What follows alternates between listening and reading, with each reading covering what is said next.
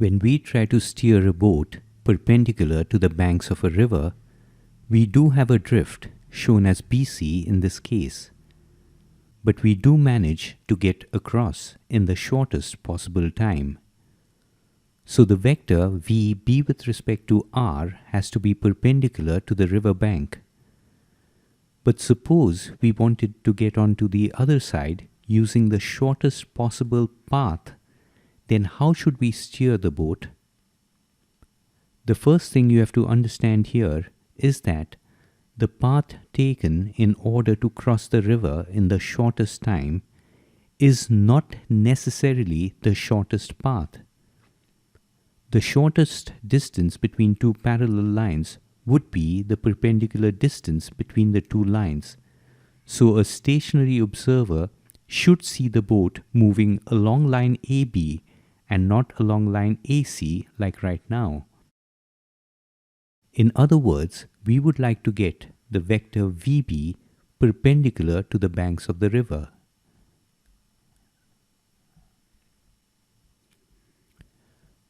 So this is how it would appear. You head out in the direction AB, which is the vector VB with respect to R, and due to the river current, the resultant velocity of the boat will be along line AC, so a stationary observer is seeing the boat moving along line AC. Let's watch it again. And check out the orientation of the boat. It is parallel to line AB, so the boat tries to move along line AB but ends up traveling perpendicular to the banks of the river. And in this case, the drift is 0. So this is a case of having a minimum drift, and this will lead to the shortest possible path. So the boat heads out making an obtuse angle with the x-axis. But try to think what is really going on here.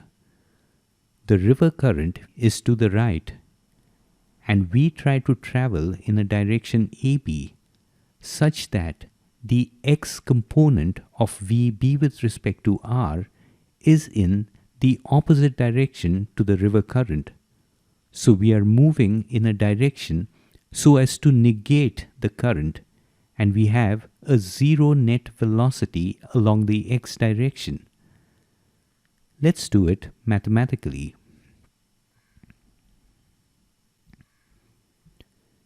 If we look at the formula for drift from the previous lesson, in order to make the drift 0, VB with respect to R cos of theta plus VR should be 0 because this second term cannot be 0.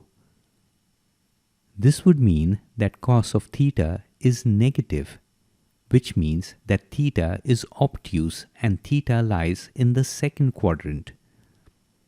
So definitely the boat cannot head out in a direction that is making an acute angle with the x-axis. The angle would have to be greater than 90 degrees. So we are trying to get the x component of VB with respect to R to negate the current which is pointing to the right. This is a necessary condition for the boat traveling along the shortest possible path, that is, the angle theta has to be obtuse. So the idea is to head out in a direction opposite to that of the current. This is the first condition for the shortest path. But this isn't the only condition that has to be satisfied, that is, heading out in the opposite direction to the current. There is yet another condition that we have to satisfy. Let's look at that next. Consider the angle phi that VB makes with VB with respect to R. Now sine of phi will be VR over VB with respect to R, and sine of phi should be less than or equal to 1. But a phi of 90 degrees would mean that the boat moves parallel to the bank, which implies that the boat will have no velocity component in the vertical or perpendicular direction, so it wouldn't be able to get across to the other side. So definitely phi should be less than 90 degrees. VR over VB with respect to R has to be less than 1 and not less than or equal to 1, and this implies that VR must be less than VB with respect to R. So the magnitude of the velocity of the boat with respect to the river must be greater than VR. What this really means is that in order for the x component of VB with respect to R to be equal to VR, VB with respect to R should definitely be greater than VR, since its component has to balance VR. This is the second condition required in order to take the shortest path.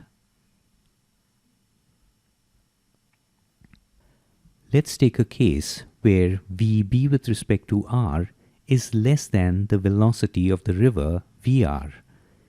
Here you can clearly see that the vector VB will no longer be perpendicular to the river bank. This vector necessarily has to be greater than this vector, because the x component of VB with respect to R must cancel out VR in order to have a net velocity of 0 along the x-axis. That is the only way the boat would move perpendicular to the river bank. So we must necessarily have the vector VB with respect to R greater in magnitude than the vector VR in order for the vector VB to proceed right across the river perpendicular to the river bank. In summary, the two conditions required for the shortest possible path are A. The angle theta must be obtuse, and B. The speed of the boat with respect to the water must be greater than the speed of the river current. Only when these two conditions are satisfied will the boat be able to take the shortest path right across the river. Now let's find the time taken to cross the river when these two conditions are satisfied. Let's look at all the parameters along the y-axis. The distance to cover is d, and there is no acceleration, and the velocity along the y-axis is vb. Therefore, the time taken would be the distance d divided by vb. Since the vectors form a right-angled triangle, the velocity of the boat with respect to the ground, vb, can be expressed as the square root of VB with respect to R squared minus VR squared in terms of its magnitude. So in this lesson, we have seen two conditions which are necessary in order to cross the river using the shortest possible path.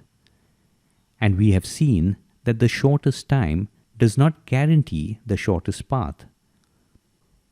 For the shortest time, we maintained the vector VB with respect to R perpendicular to the river bank.